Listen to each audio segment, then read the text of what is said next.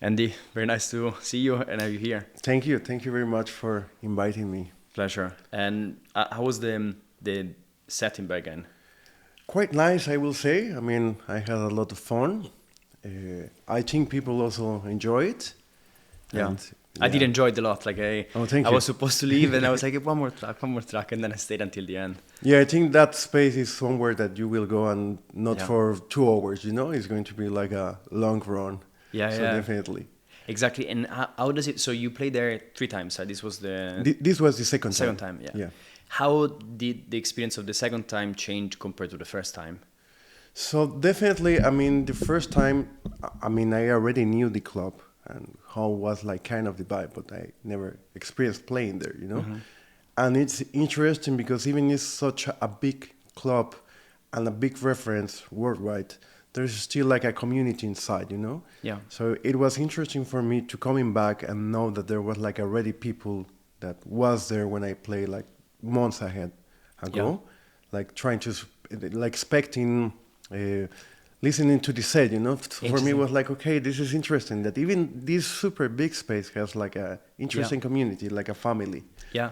Yeah. So people expecting part 2 of the. Yeah, kind of the second part. Yeah, it's very cool, and also I think for you must feel like it's a continuation. Like every time you go back, then you have like an audience that knows you, that is excited about the set, and then what changed in terms of the timetable? You were playing later, now this time you were playing on Sunday evening. Right. I mean, the time that I played before, the first time I played was like in the afternoon, so it was more chill, like upcoming to the closing. And this time was like more like peak time so for me was like a little bit more energetic, but also I tried to keep it like a little bit like experimental somehow, and try to go like the storytelling somehow. Yeah. How do you prepare for that set? And then broadly, how do you normally prepare for any set? So I personally, I mean, what I can do or what I usually do mostly is like search for music daily. So I don't have like in mind a, a specific situation. I just like look for music. Could be like ambient techno, more housey vibes, more deep techno, whatever. And when the gig is approaching, I will do like a little selection of or a playlist of what I think could fit in that kind of context, and from there I just like kind of improvise. So I pick up like a list and I say, okay, these tracks could be like interesting. These tracks has like more energy. This could be like interesting for do like a transition, whatever. Yeah. But I don't have like a specific like 1, 2, 3 tracks. It's always like kind of like different playlists for the moment, and from there I like to improvise. Just a quick word before we go back to the interview. Thank you so much for watching or listening to the podcast. I'm Joseph, and this is the HoS Sound Studio. If you enjoy this content, please consider liking and commenting on this very episode, and also following us on the platform where you listen to or you watch the podcast, but also follow us on social media. If you have suggestions of guests that you really would like us to interview, see the link in the description. There's a form where you can submit suggestions for guests, and also if you have questions for them. Once again, thanks so much for watching and listening to the podcast. We love what we do. I hope to see you soon on a dance floor. Okay. And you mentioned you want to tell a story, like there's a journey. And can you tell me more about that? How do you envision that? Yeah. Okay, so for me, I think it's very, very important, like the narrative of a set, because if everything is like the same sound and the same kind of tracks and everything, at some point can get like kind of monotonous. So it could be like a little bit boring. And I feel that you can't also keep like the same energy all the time. Like being in the climax for 4 hours it's impossible. So I feel it's like important to have like these build-ups of energy, let people rest for a while.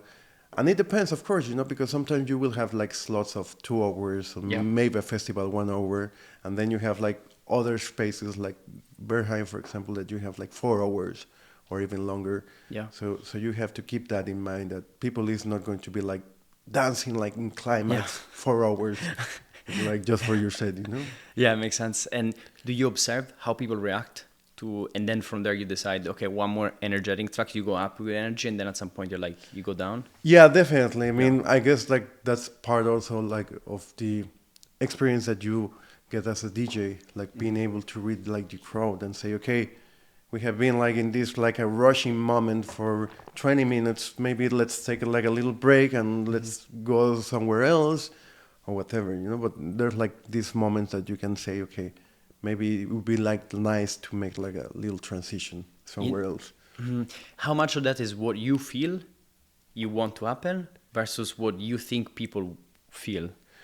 I think, I mean, probably it's more something that flows. It's not something that I want to happen that I will say like, oh yeah, I'm just going to change the mood right now. I think you should go with the flow, and little by little, you are feeling like the crowd who is like responding, and probably if there's like need for something else or to keep like the vibe. Yeah. So I guess it's more like a sort of like an intuition more than a logical like choice, you know? So it feels like you get into the flow, and then from there the decisions happen naturally. Yeah, I feel that's the magic moments, you know, that when even for you it's like a very surprising moment. Like, okay, these two tracks are like blending amazing, and the people is like having like a very good time, and I think it's like a change of somehow energy between the DJ and the people, that you are like having a very good time, and also like the people, so everyone is happy. Yeah, and also like for you as a artist, like it's the best state you can use for a performance. You can be in for a performance because you're just enjoying it without thinking. The rational mind is out. Does it ever happen to you that the rational mind enters? Let's say you are in a situation, you're playing a set, and then there is a thought in you, it's like, oh fuck, you know, I should not do this, I should do that. I think that will go more like in technical issues. Like, for example, where the set and settings are not as good as it should be. So sometimes the sound system is not very well, or there's like too much light, or the crowd is not the crowd that you expected. So in that moment, probably you will become like more logical and say, okay, I have to do something. You know, maybe I can't play like too many tracks that have like a lot of bass because there's like not enough bass, or the sound system is like too harsh in the high end. So I probably keep stuff like without many hi-hats or many like very loud high-end sounds, you know? Yeah, so then at the moment you need to go back to the thinking part of the mind to solve the problems there. Right. What is one of the craziest things that has happened to you while you were performing? I remember back in the days when I started like playing, I used to have like a tractor scratch before it became like a tractor. And I remember actually was like in a boiler room in 2014. Like it was like the first time I record like a boiler room. And at live, the turntables start to crash, you know. They have like a problem in the motor. So it went like half speed just in one track. So somehow I tried to manage it. I managed it at the end, but it was like a very stressful moment that the speed of the turntables were like not right, you know. It was like an error, electrical error there. That's crazy. And did you solve it then at that time or no? Yeah, I solved it, but if you watch that set or you listen that set, you will listen at some point that the whole track goes like really like half speed, like ooh. And it was one of my tracks, you know. So I was like, oh crazy, so what I'm going to do right now, you know? So by luck I was able to fix it, but it was like a chaotic situation because also I have like this live being recorded by video and everything, so like there's no second take, like, you know, it's not like second take, and it's not like a regular party. It's ballroom is like a huge one. Yes, totally. It's crazy, you know, when these things happen, because I imagine you can freak out and be like, holy shit, you know, why is this happening to me? But you seem to have dealt with it pretty okay. I hope so. Yes. I'm gonna watch it now. Out of curiosity, it's interesting to see this. And let's talk a little bit about your inspiration, Mexico. You now live in Guadalajara with briefly you told me that you have influences, like your father is from Jamaica, your mother is from Mexico, you're born in Leon in Mexico, then moved to Guadalajara. How does the place you live in inspire your music? I think, I mean, the whole surround end up inspiring you, you know? Like, for example, for me, it's, I mean, of course, it's very important to work in your studio and with your machines and have like a kind of routine, but I think it's also like important to have like inspiration from outside. Could be like the neighborhood, like for example, Mexico is like super colorful. Yeah. So you go outside and you will see like all these houses of colors, the food, the people is like super friendly. So just being around that kind of surrounding, I think put like sets your mood in a specific way. Do you think that for example, I mean, you make from experimental stuff to more techno? That's the music you produce mostly, right? And do you think that the inspiration, the colors, a lot of people try to or seem to identify techno with like darker stuff, like dark basement, dark clubs, dark kind of like mood as well. It seems like you get a lot of inspiration from colorful, bright places as well. Well, that's Mexico in the city. But if you go outside, for example, where I was born, it's like semi-desertic. So it's interesting because it could be like a very hostile environment, you know? You will have like cactus with spikes everywhere, scorpions, snakes that can kill you. So that could be like a little bit like the techno feeling from that part of the world. Interesting. You know? Yeah. That's from Leon. That's from, I mean, let's say like the region. The region. Born. Yeah. And how, for example, changing from Leon to Guadalajara as your points of reference for making music change? Not really. I mean, in Mexico, we have like a very diverse scene, but I will say that there's like no sound like sounds from a specific city. So everything kind of blend. Besides probably like the border. If you go to the border like Tijuana, maybe they will have like a specific sound. Yeah. But in the center of Mexico, that could be like considered like Mexico City, Guadalajara, Leon, where I was born. It is kind of like the same vibe, let's say. Yeah. Okay, got it. And there is, for example, when you go to, like I hear some parties do a lot of crossover in terms of like genres. Like, you know, there's a DJ who's playing techno, another DJ who's playing Italo disco, high energy, another DJ who's playing reggaeton. Is that very common, for example, in Mexico?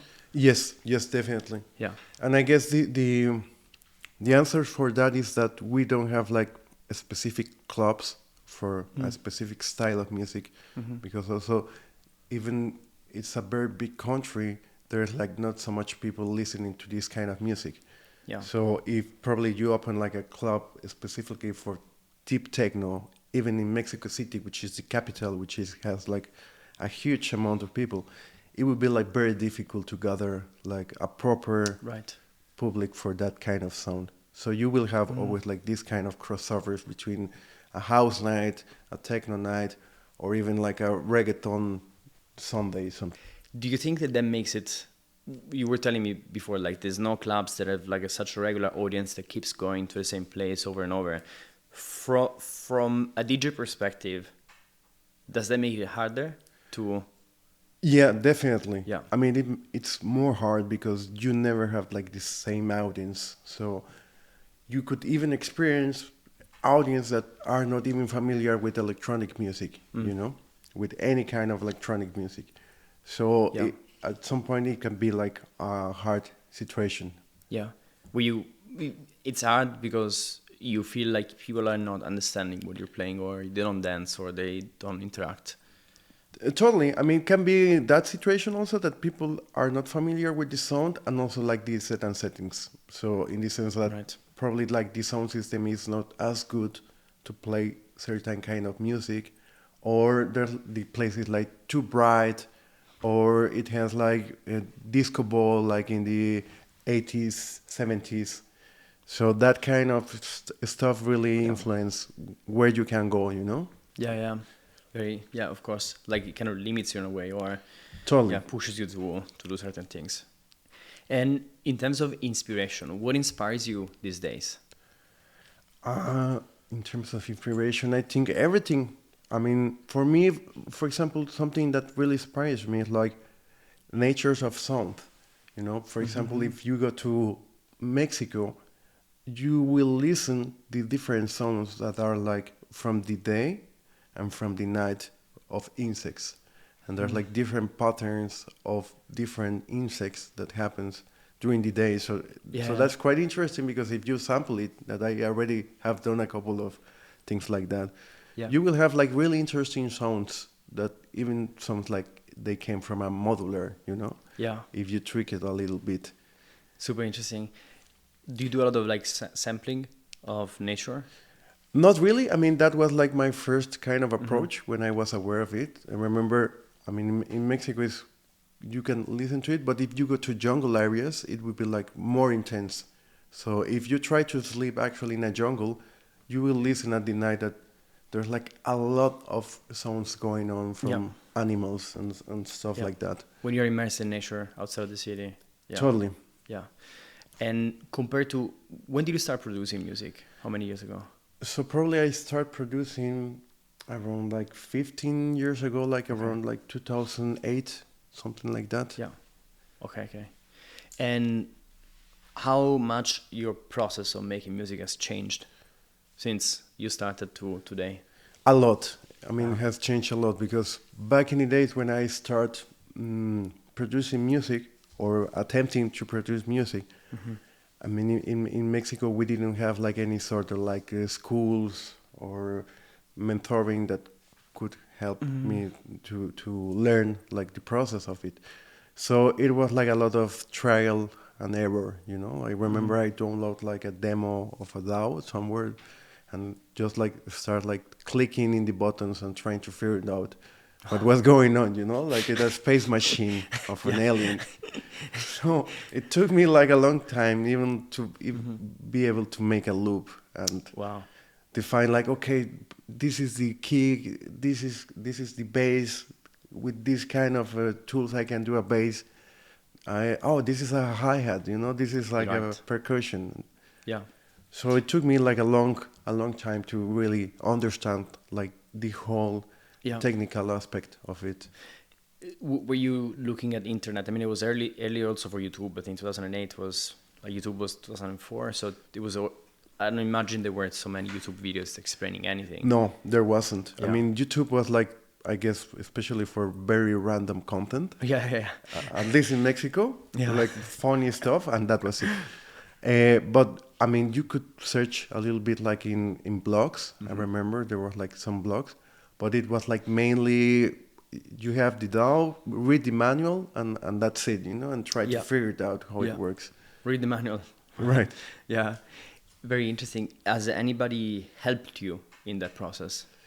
No, not really, because the place where I come from, there's like not such a big scene, so I didn't have anyone to look up that could help me. Got it. So for me, it was like a very personal experience, you know, like not lonely, but very personal in that sense. Yeah, the journey. A very personal journey.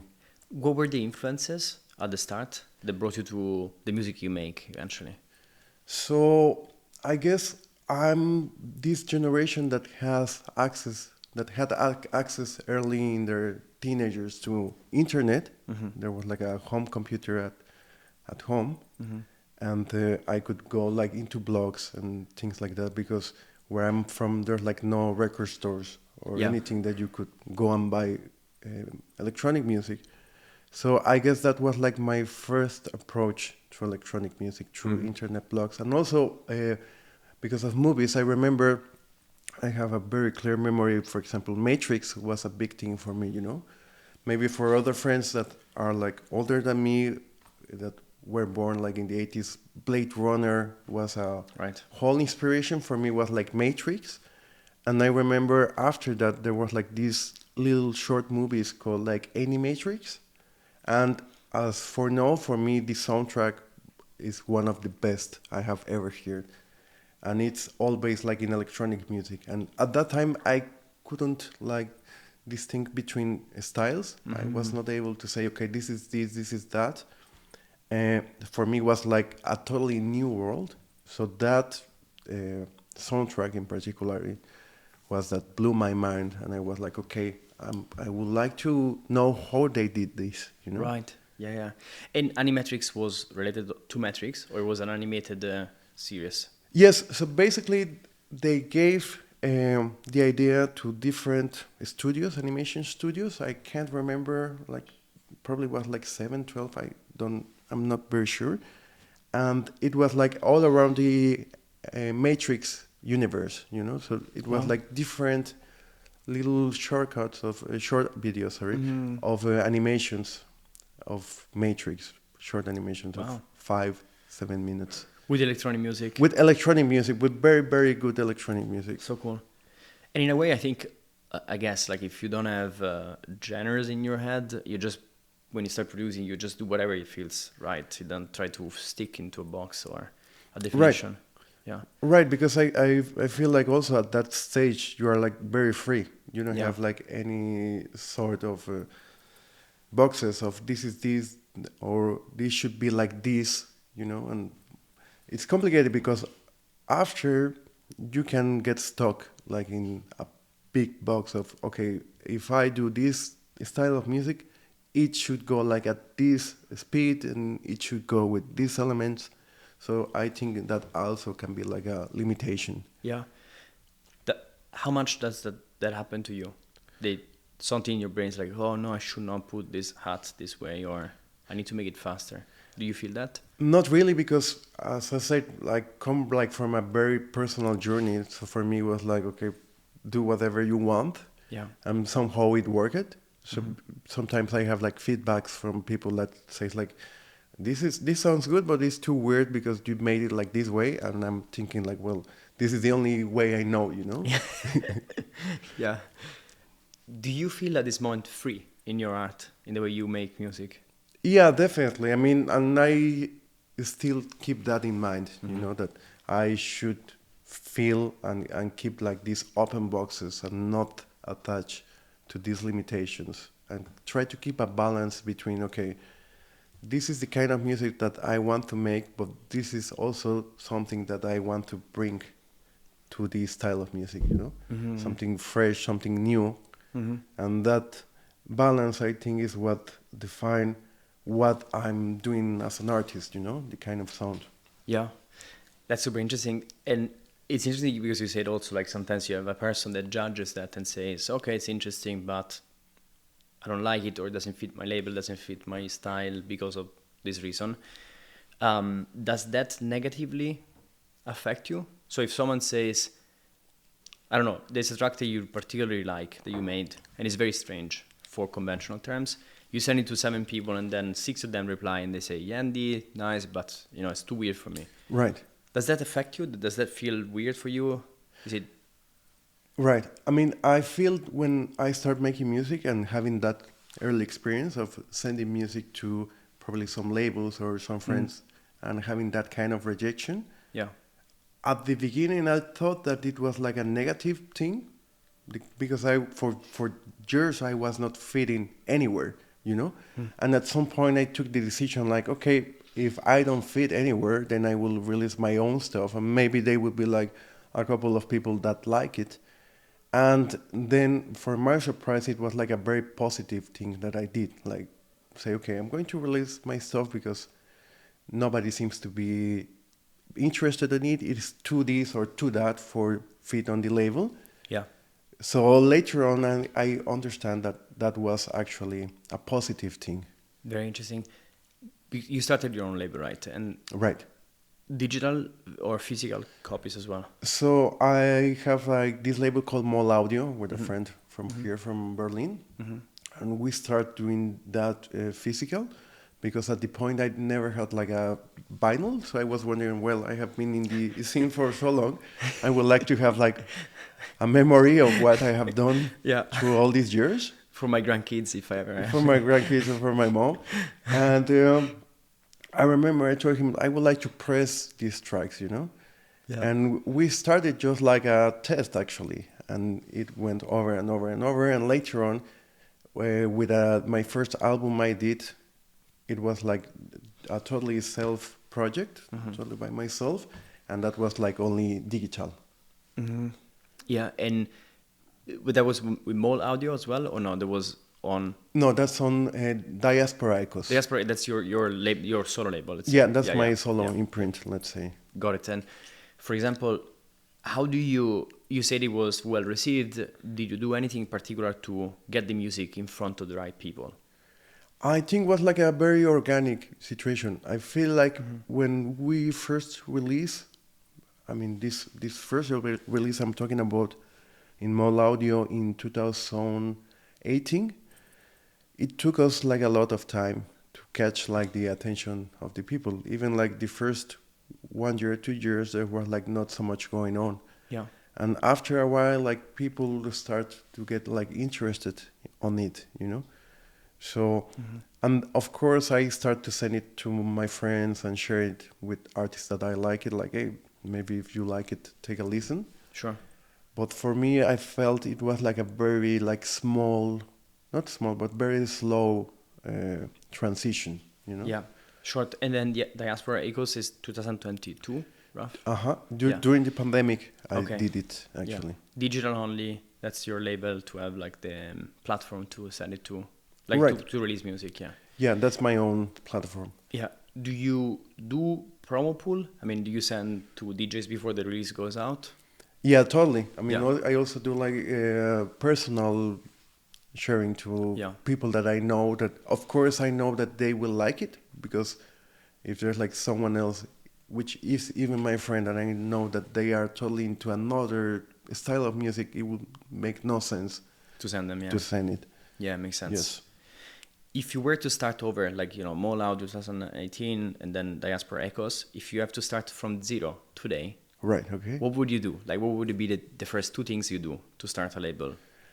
I think for me it's very important to have like a solid concept of what you are going to start, you know, and have a solid idea of where would you like to go to, you know, and have like a little bit like a sketch of, okay, I would like to release like 3 or 4 EPs a year ideally. But also I think it's very important to have like a lot of patience of it, because I feel like especially for younger producers, they will to have like success to the other day that the release came on, you know, and that's not the reality. I mean, the reality is that it will take like months or even years, but probably the music that you have done will reach to the proper audience. Yeah. So I guess it's very important like to have patience and be able to do the stuff that you like in a proper manner, like with discipline, you know, also. Yeah. Discipline meaning to stick to the plan and say you want to do four releases a year, even if for the first 7 releases you get 0 audience. Like Yeah, you yeah, have 2 definitely. people saying, nice. You still need to stick to it and continue. Yeah, and of course, like I think it's important to give like enough time to each release, like probably like a gap between a couple months, so you don't put like, I don't know, 20 releases a year, and then you're like thinking why it's not happening and why people is not listening to it. And maybe it's important also to give a space to each project, you know, and also like to enjoy the process of it. Yeah. 2 very important points. And what is enough space between 2 releases? Like how for you? I think for me it would be like 3 months, 4 months. Between one and the other. Ideally, but I mean, can be Yeah. like whatever, could be months, could be years. For some artists, sometimes it's quite difficult, especially if you're like working in other labels. Yes. And with the schedules, so you can't have like everything very exact calculated. Yeah. But I think would be like, if you are like beginning in this and you already have like some music, and you can sketch that, and I will do like 3-4 releases In a year. Yeah. And when you say releases, usually from what I saw from the discovery is an EP, like 3 to 5 tracks, sometimes an album, or let's say a longer EP with Right. like 8 tracks, right? That's normally your release format, preferred. Right. And what do you think, for example, why 3 months? Like, What makes it important to have space between one release and another?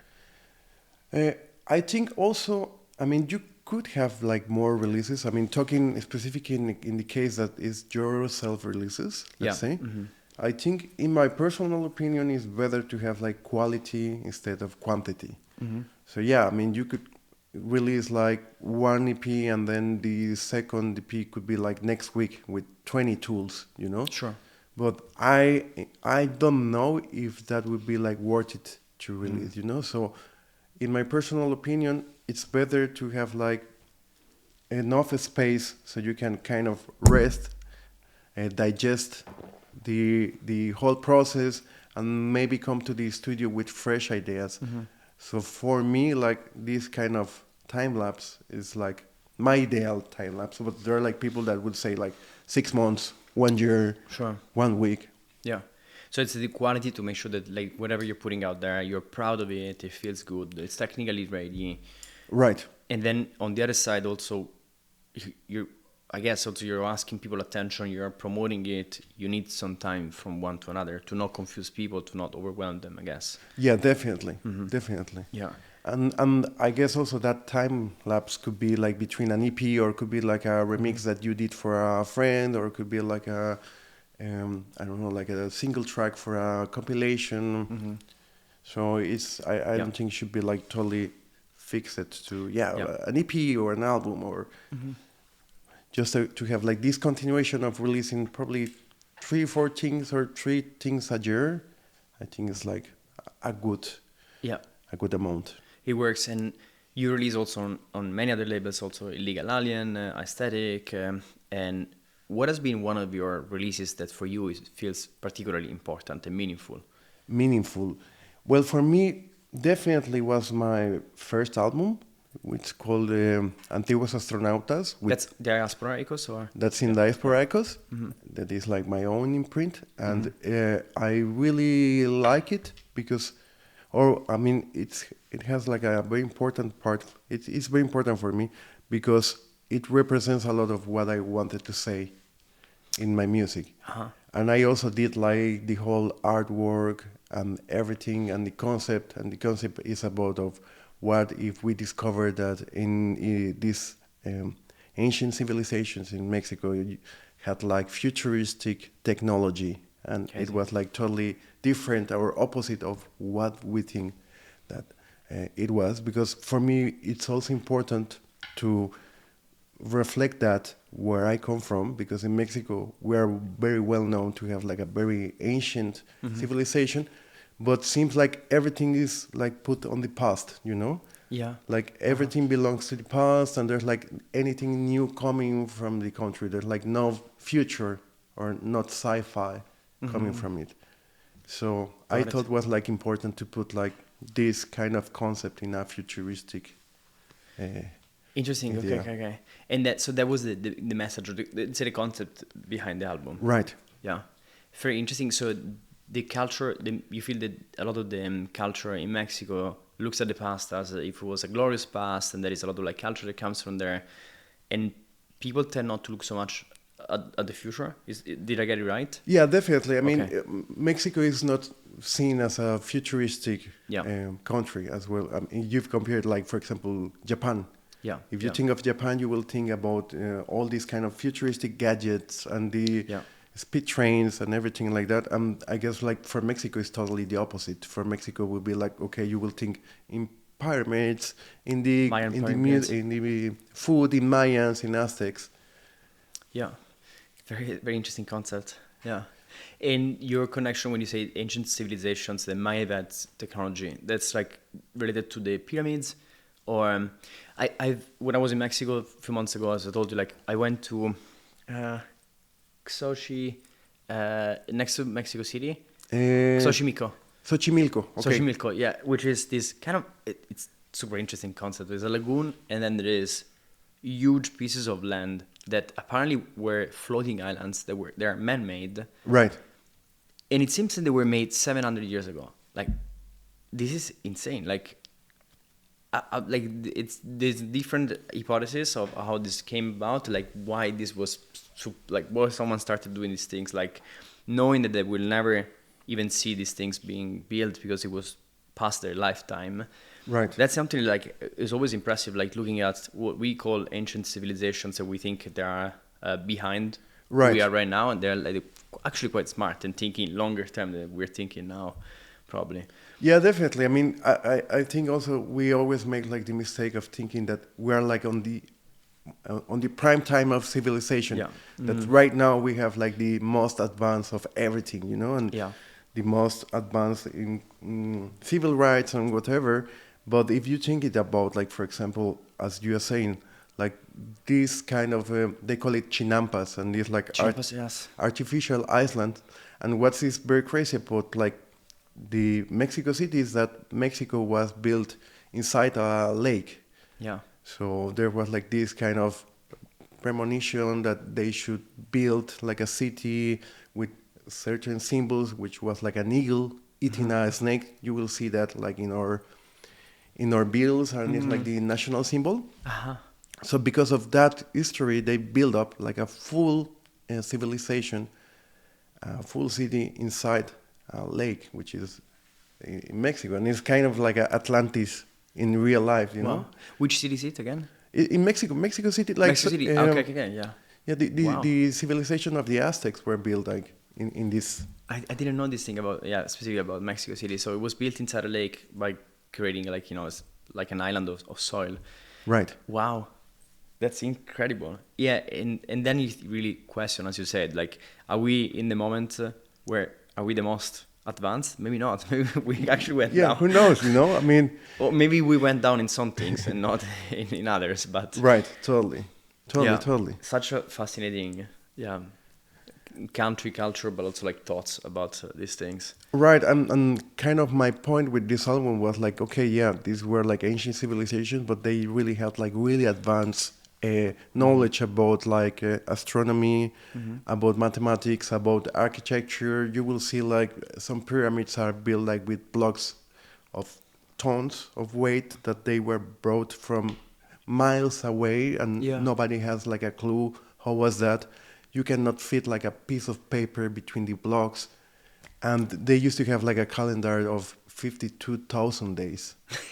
So it was like a very, very long, 52,000 years actually. Yeah, which is, I think, is the one that was supposed to finish in 2012, right? In 2012, yeah. Maybe you freaked out. It's like, oh, it's the end of the world. Yeah, that was like the Mayan end of the world for some people. Yeah, and also, even if you think about pyramids as well, like I'm thinking about Egypt and again, Mexico, like two very geographically separated places, and they came up with pyramids. They are the same concept, very different build. Like the Egyptians are like kind of straight lines, while the Mayans are like blocks, like this. Right. And they came up with these things like completely like there was no internet. They were not communicating as far as we know, right? With each other. Like they came up with the same idea.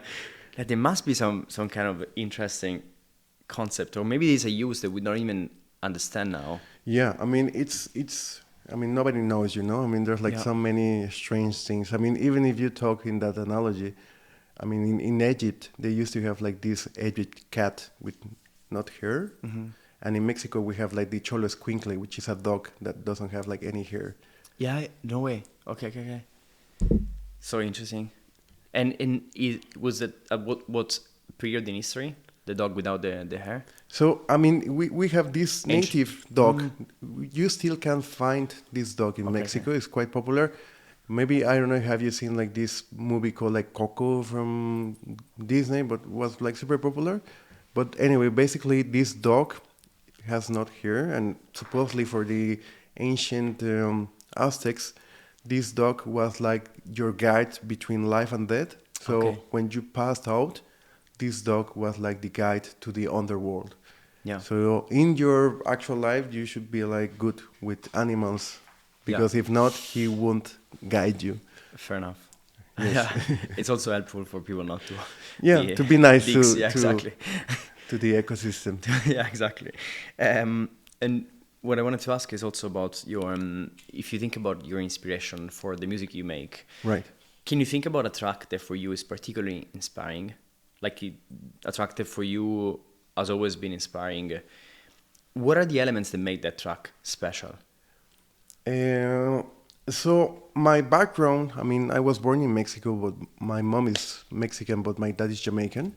So a lot of my background is like dub, reggae, dancehall culture.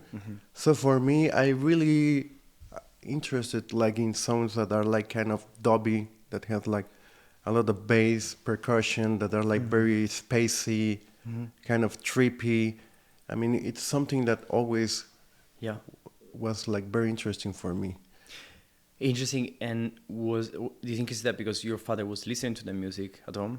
Like, Yeah, I think so, and also that inspires me. But also like connecting the dots. Uh, there have been like a lot of moments in even popular culture that this kind of music has been popular. Could be like from Shaggy, Sean Paul, or from yeah. Faithless, you know, from Underworld, different acts that has brought like this kind of dubby influences. If you come here to Berlin, you will have like Basic Channel, Yeah. or in the UK, you have like such a big influence You from that also. that became bass and UK bass, yeah, totally. UK bass. Drum So and bass, jungle. yeah. Also in UK, you Jamaican community, especially London, and there is a lot of the Notting Hill Carnival, which is hugely influenced by Right, the sound system the sound system culture. culture. Yeah, and it's massive. I don't know if you've ever been like in UK during Notting Hill Carnival. I think it's like mid-August. Right. Incredible experience. I have never been, but I would like to, definitely, in the future. And the sound system culture is like, it's beautiful of like people just enjoying this very large sound system. It's very powerful. Yes. Drinking beer normally, smoking and dancing.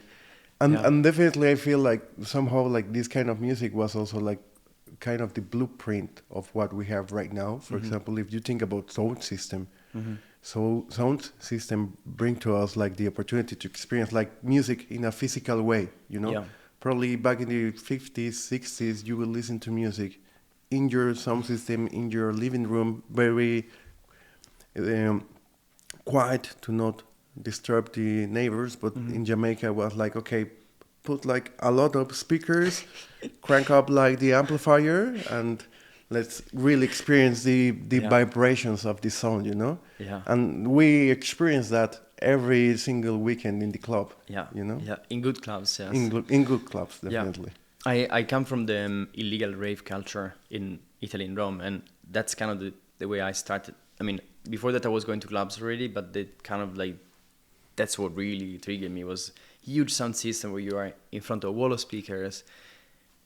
Function 1 came at some point, but before that there were other some big sound systems that were doing that. Like, it's incredible the way you perceive music when you are in front of the speakers. It's just the way it vibrates through you, makes your bones vibrate. It's just like an insane experience. Right. Yeah. So good. Definitely. Yeah. And I think Devious One is also doing this wall of sound thing. Like, he does a couple of events per year where it's the same concept, where the DJ is kind of playing at the back. Yes. And it's not visible. And you have this massive wall of sound, huge columns of speakers and stacks. Incredible experience. Yeah, definitely. Yeah. I will love to experience that one also. Yeah, or One play day. at some point. Maybe, Yeah. I hope so. And do you have any of the tracks that you released and that you thought you would not go well, but then you got a lot of love for? I think definitely was like the first track, the first release of Mall Audio. That was my release. And there's like a track called Platform Caves. And it's with feature with Gaxburg.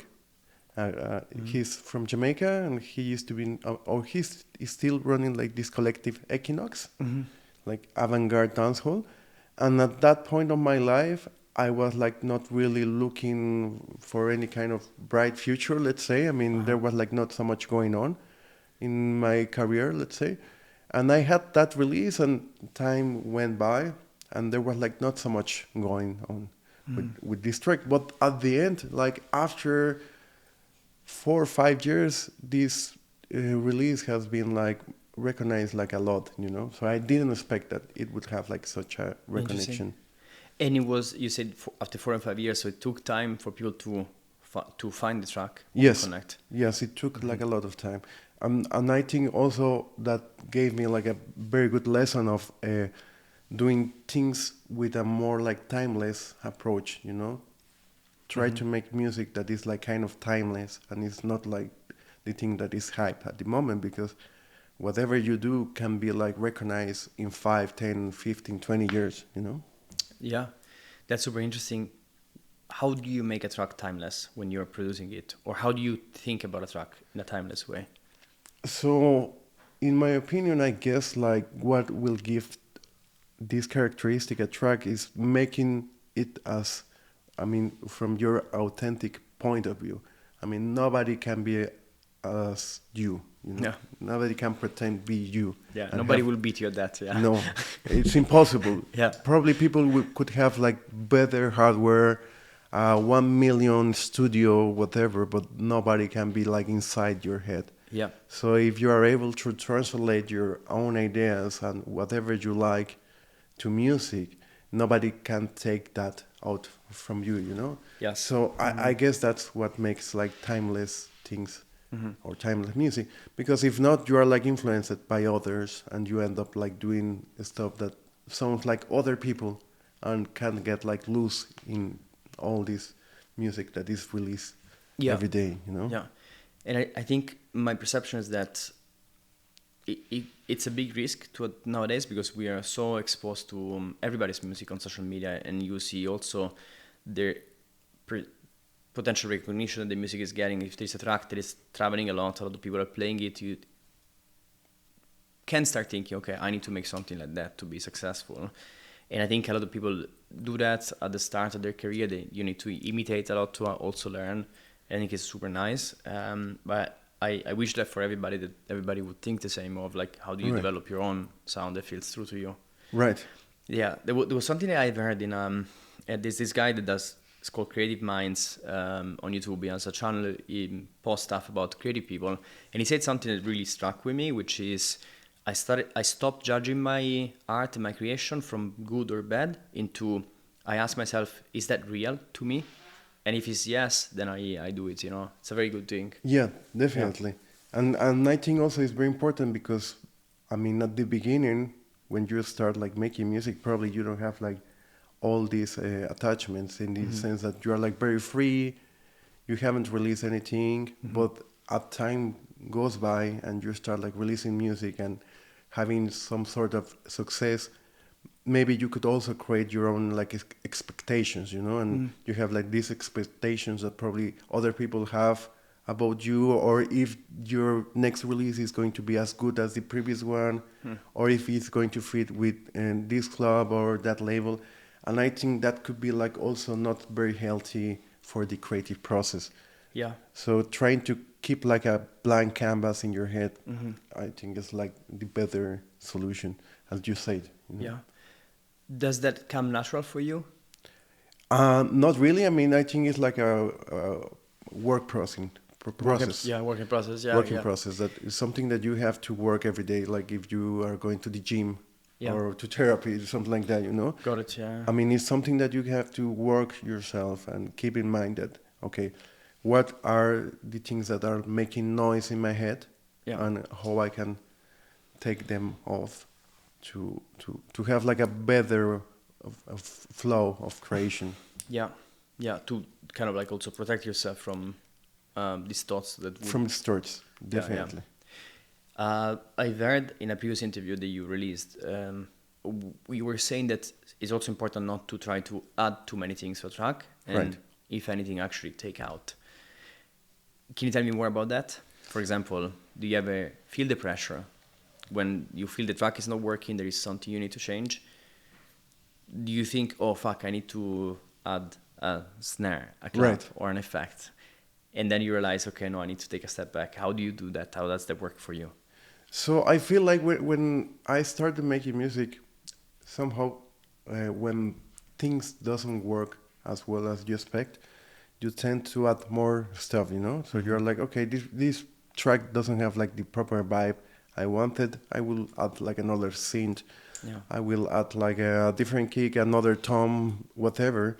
And then you end up with a monster of layers of sound that you cannot even recognize what it is. So I feel like it's very important to have like as minimum of sounds as possible, but there's like a very nice interaction between them. and that's what makes like tracks very interesting when you don't have like so many elements, but the elements that are there have like a purpose, you know. And do you, in your production process, how do you make sure that this is the way you make music? How do you make sure that you have only few elements that interact with themselves really well? For example, do you have a starting point, the bass, for example, or a lead sound, or an atmosphere, or not? Not really. I mean, it's always very random for me because I'm not really used to have like a full routine of, okay, I'm going to start with the drums and then I go to do like the bass and then the synths, whatever. Could be like from a soundscape I'm inspired, or for a synth that I made like some like sound design, and from there I will like develop all the other elements, you know, and try to see how it works like perfect between each one. And I have found out that your best tools besides that is like be able to learn how to listen, you know, to pay really attention to what's going on the track, not just like a superficial way of listening, just like even like meditation somehow, but like active meditation, listening stuff, Yeah. and be like very patient because you are going to be like listening this loop for the whole day, maybe, you know. Yeah, yeah. Patience, like in listening to not try to change so much, like not try to. Right. Yeah. Has that changed over time? For example, from when you started, like more than 10 years ago? Yeah, definitely. I feel like back in the days when I started, I was like more in this kind of anxious of I want to make a track, so I want to finish right now, and then you're like this kind of rushing, and by the time nowadays I take my time to really design stuff until I say, okay, it's enough. Yeah. I like it how it is, and that's it, you know. Yeah, yeah. It gives you probably like more patience for yourself. Like Yeah, more in patient the for process. myself, and also I feel like the process becomes like more enjoyable, you know. You can enjoy more like the process in that way that being rushing all the time, like I have to do like 5 tracks a day, Yeah. you know. What does it mean to be an artist for you? So I feel like being an artist is like the possibility of give like a new perspective of common things, you know.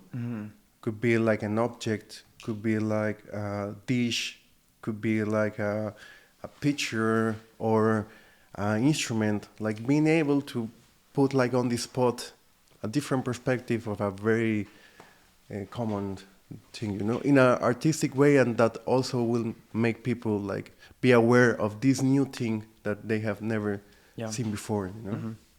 A new interpretation, or A new interpretation of whatever it could be. and related to this, perhaps, is like, what is your definition of success in life? Success, I guess, probably for me would be like peace, like be able to have like a peaceful life, and as an artist, I guess like success for me would be like being able to have like a dignity life where you can pay your bills, pay your food, and be able to do whatever you love, you know. Yeah. That for me, that's success. Yeah, I love the idea of being at peace. Like it's super hard these days. You know? It's difficult, yeah. It's a luxury. It's a luxury, it's true. Yeah, and do you feel at peace right now? Yeah, I think so. I mean, I feel like I have developed my career in a way that I found out how to achieve that peace at the moment, you know? So it has been like a long process, but I think I have achieved that. And for example, let's say tomorrow music is not part of your life. You take that away from you. Do you think you would still be able to find your peace by not doing music? I don't know. I mean, I feel also like creativity can be applied to anything, you know? So even like that is like, okay, I will try to find a creative way to survive. Yeah. So I don't expect that, but let's see. Yeah, I mean, hopefully not. Hopefully not. It never happens.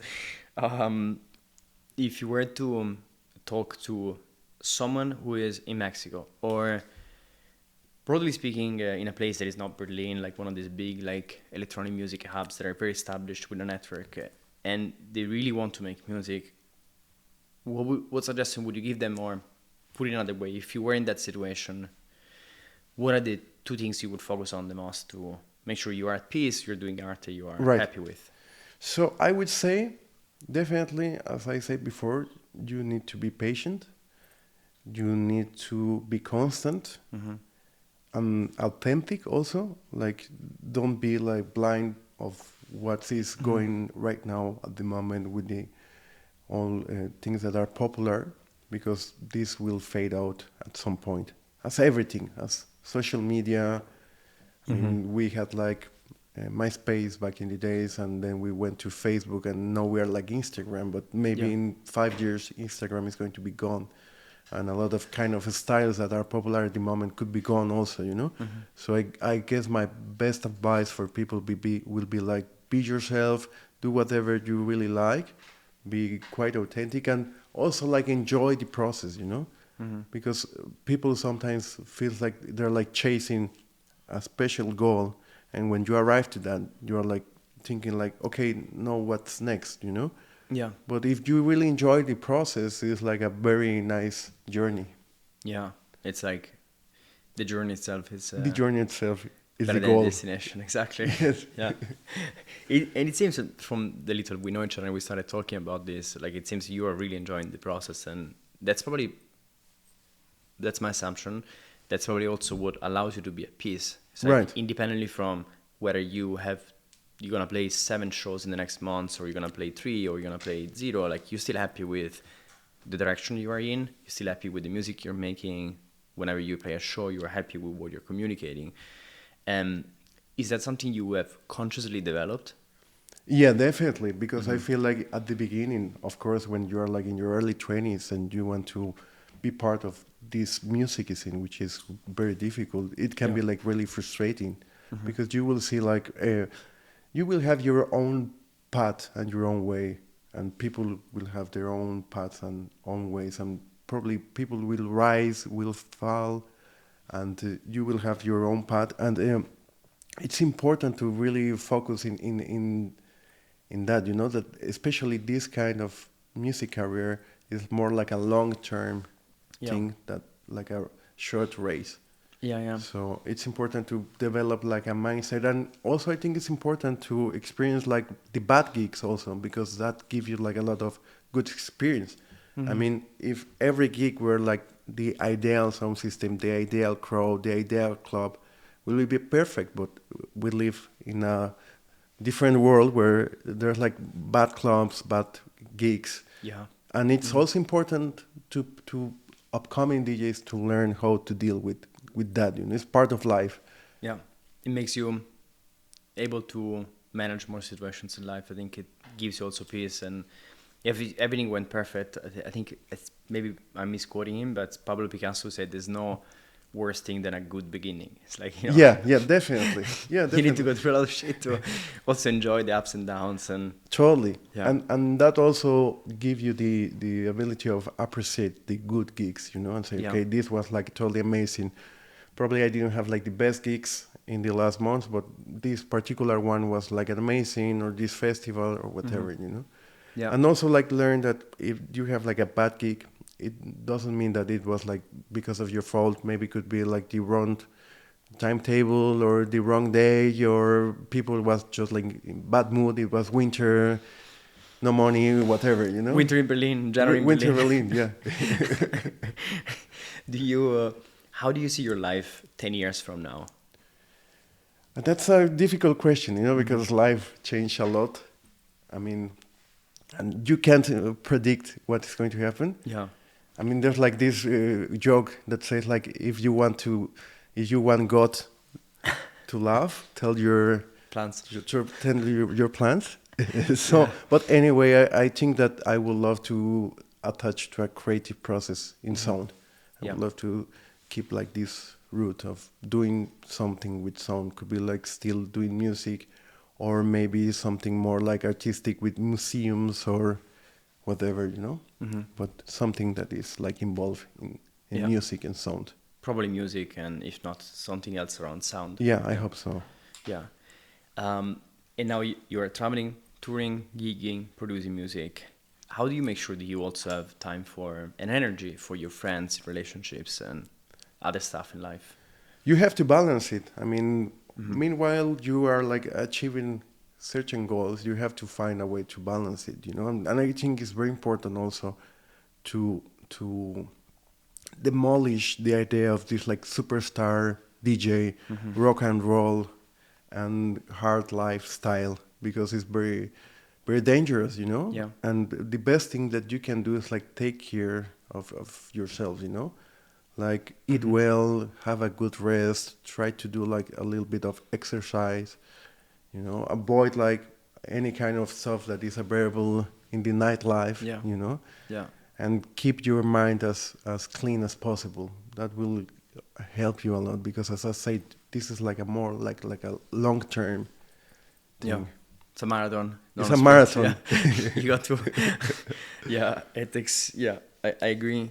Is there different topic? Is there any belief you changed in the last 6 months? Anything you changed your mind on completely in the last 6 months? Not there's like nothing particular, but I could say that everything's possible. Also, I Yeah. mean, And this is super interesting, and I want to, as we go toward the end of the interview, I'll ask you some questions, and feel free to answer whatever comes to mind in the first moment. What is the first thing you do when you wake up? usually when I woke up, it's like taking a shower, having some breakfast, and taking like music if I'm going to a regular job, you know. So dress up, not like fancy, but dress up like for taking a shower, being clean, Yeah. to go to my studio and start like working on, you know. Yeah. That would be like my first thing I do, like wake up, take a shower, have some breakfast, a coffee, And then the office. and then the office, no? Yeah. The sound office. Sound office. Right. Do you have a studio in your place or outside? Yeah, it's kind of a studio. It's like Yeah. quite improvised studio. Yeah. Speakers, headphones, what do you prefer? I have speakers. I have like some small speakers that I bought, and something I would also like to share to people is like you don't need like a super big budget studio to make stuff, you know. Have like these influences from dub music and reggae. A lot of these studios back in the days in Jamaica were like super cheap studios, you know. So you can do a lot of stuff even just with your computer. Yeah. Nowadays. Oh yeah, so much free tools. There is Free a lot tools, of good there's like free a lot. tools. Yeah. What is a trait of personality that is a curse, and what is a blessing? And that's a complicated one. I mean, I feel that I'm more like a person that observes a lot. Sometimes I like to talk, but sometimes I like also to be on silence. So sometimes people can misunderstood that I'm introvert, but I'm not. I'm more like a observer person, and I like to go to clubs and feel the vibe. I'm observe. I'm not such a chatty people at some moments, you know. Yeah. So sometimes that could be like misunderstood that I'm introvert. Yeah, you're mostly introverted. Introvert. Not really. I mean, I'm not like extrovert, like the central attention of the party, like dancing in the middle of the dance floor. Yeah. But I'm not introvert. I'm more like a calm person, and sometimes that could be like misunderstood. Got it. Yeah, super interesting. And I have the feeling that we're like in a extrovert normative world. Like, you know, if you're an extroverted, the social currency you get is higher. Right. If you're an introverted, people feel like, oh, maybe, you know, you don't want to talk. Like, it's a weird thing, because if you're more an introvert, you're just a calm person. There's a lot of disadvantages that might come with that, especially when a lot of the work that we do in music as well is also a lot about connections and contact, and people. It's useful to get to know people, to have connections. And I know that a lot of artists struggle with this thing of Right. Do you ever feel forced that you need to go and talk to? Not really, and I have never done that. I mean, maybe that's why also it took me like a long time to achieve certain stuff. But also I think like as an artist, it's interesting to have like a more like observer kind of view of things, because that also give you the opportunity to see what other people are not seeing, you know. Yeah. And as I said, like in my answer of art, that give me the ability to say, okay, I'm watching this that no one else is doing, so I could do that and try to see how it works. Meanwhile, the other people is like not really having like these moments of introspections that this kind of introversion can give you, you know? Yeah. But Yeah. I describe it more like an observer Got it. vibe. Yeah, very interesting. If you were to choose one closing track for the rest of your life for a DJ set, which one would that be? Oh my God. So definitely I will say it's a track from Peace Orchestra. It's cool. Who Am I? And actually it's from the soundtrack from Animatrix. So that's probably my favorite track ever. Wow, I have to check it out. What is a guilty pleasure track of yours? Which is a track you would never play in a set, but you sometimes listen to? I mean, I won't define it like a guilty pleasure because I will definitely share it to people, but I definitely won't play it like in a club where I was booked to play techno. So I don't know, maybe Michael Jackson or Madonna or Shaggy or some stuff like that, you know? Very cool. Yeah. Or even reggaeton could be, I don't know. I'm sure there's a lot of like reggaeton jams that you know, or yeah, in Mexico it's such a big thing at the moment. huge. Yeah, a huge thing. We did an interview with Rosa Pistola, which is also like super big in reggaeton, cumbiaton, super interesting artist, crossover. Yes. Yeah. Yes. Now huge in Mexico. Very, very cool. Yes, genre. she's a very interesting artist to look. Yeah, indeed. What is... Okay, I always love to ask this question, which is, if you have to choose, would you rather play for 10,000 people, huge festival, big stage, but you don't get to meet anybody, or you play for 20 friends in a house party, like not even a sound system, just like some home speakers? You're right. What would you choose? Definitely I will go for the 50. 50, yeah. 50 friends, yes. Small figures. Yeah. And I feel like also on the kind of music that I do is more like intimate music, you know? Yeah. So it's not like this super big stage, I don't know. Yeah. Big super festival music. Yeah, actually. makes sense. If you could choose, let's say you're stuck on a deserted island for 1 week, you can choose one artist, could be a DJ, a producer, or someone outside of music. Right. Dead or alive, who would you choose and why? I would choose, I don't know if you know John Hopkins. Yes, of course. Yeah. Interesting. Maybe. I mean, I don't know him personally, but he gives me like a vibe that he could be like a cool person to hang out in an island. Yeah, for sure. Super interesting music, very articulated. Yeah. And his last album was like very amazing. When did he come out? When did the album come out? I'm not very sure. Probably like a year ago. But it's about he went to South America to a cave to do like some soundscapes. A very very interesting album. I'll check that too. Yes, super cool. Worth it. Do you have any suggestions of a couple of names from Mexico that you would recommend we check out? Maybe we invite them for another interview, or in general for me to, and for people to know more of Mexican artists that you think are cool? So definitely I will say like Ursula Braun. Ursula Braun, she's one of my favorite DJs in Mexico.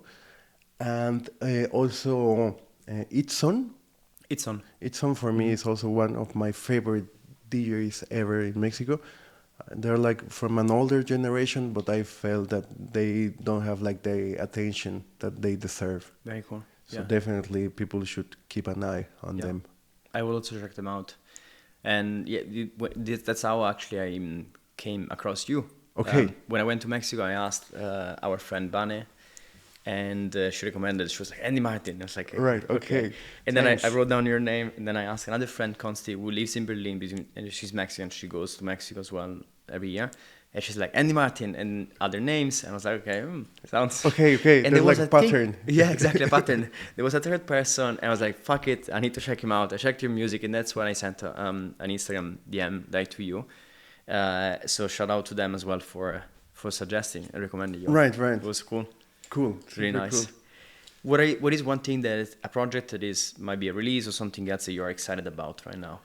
So at the moment, I'm doing an EP for Nectar from Nastia. Oh, cool. So it will be like released, I guess, in the next month. And there's like also one EP coming for Animalia from Kia. Okay. And there's like other records coming, but I can't say at the moment. So that's the information I can develop. Very cool. Exciting. Right. We have a closing tradition, which is what would be a question that we should ask next guest without knowing who they are? Okay, so I would say, how you imagine being in a club in 100 years? Okay, super cool. And there's a question for you, which is, what's one thing, one lesson, one learning you picked up from a book that stayed with you? Okay, definitely. I read this book. I don't know if have you heard about Rick Rubin. Oh yeah, Creative Act? The Art of Creation, I think so, Creative something Act, like that. Yes. Oh man. And I really love his approach of enjoying the process. I guess for my career, before I got like some sort of bigger success, for me was like a very important lesson, to really enjoy the process in whatever stage you are in your life, Yeah.